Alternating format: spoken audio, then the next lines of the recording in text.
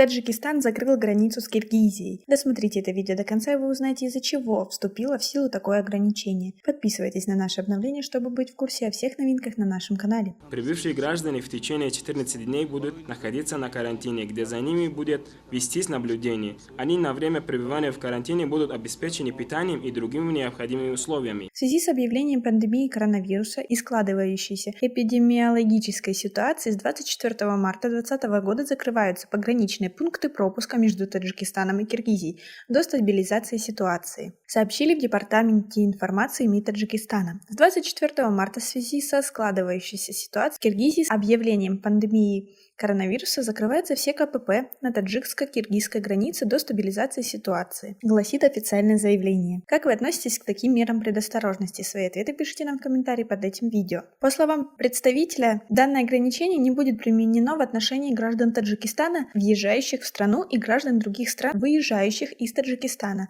водителей автомашин, совершающих грузовые перевозки, дипломатов и членов их семей, аккредитированных в Таджикистане, а также членов правительственных делегаций. Таджикистан ранее закрыл свои границы с Узбекистаном, Афганистаном и Китаем. По данным Минздрава Республики, по состоянию на 25 марта в Таджикистане случаев заболевания коронавирусом не зарегистрировано. Стоит отметить, что лица, которые прибывают в Таджикистан, помещаются на 14-дневный карантин. Пассажиров забирают фактически у трапа самолета и вместе с багажом помещают под надзор на 2 недели в изолированную карантинную зону.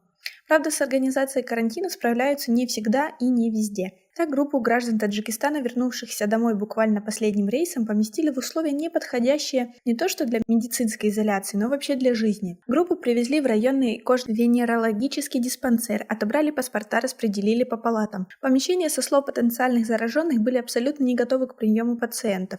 Холод и сплошная антисанитария поприветствовали вселившихся с порога. Главврач пришел во второй половине дня, без маски, спецодежды и защитных очков. Когда мы спросили о времени проведения тестов, он удивился и сказал, что никаких тестов в диспансере нет и не было. Термометр, кстати, один на всю палату, а его показания никто не проверял. Санобработку помещения проводили раз в 2 дня, хотя необходимо дважды в день, добавляет одна из женщин. Причем, как оказалось, в этом же отделении проходит лечение пациенты по назначению, а изолировать старичков от новичков, так называемых, в карантинной зоне невозможно. Но на жалобы власти среагировали быстро и адекватно. Через сутки сообщили: собирайте вещи, вас перевезут в новое место. Их отправили в санаторий Харангон для участников Великой Отечественной войны и героев труда.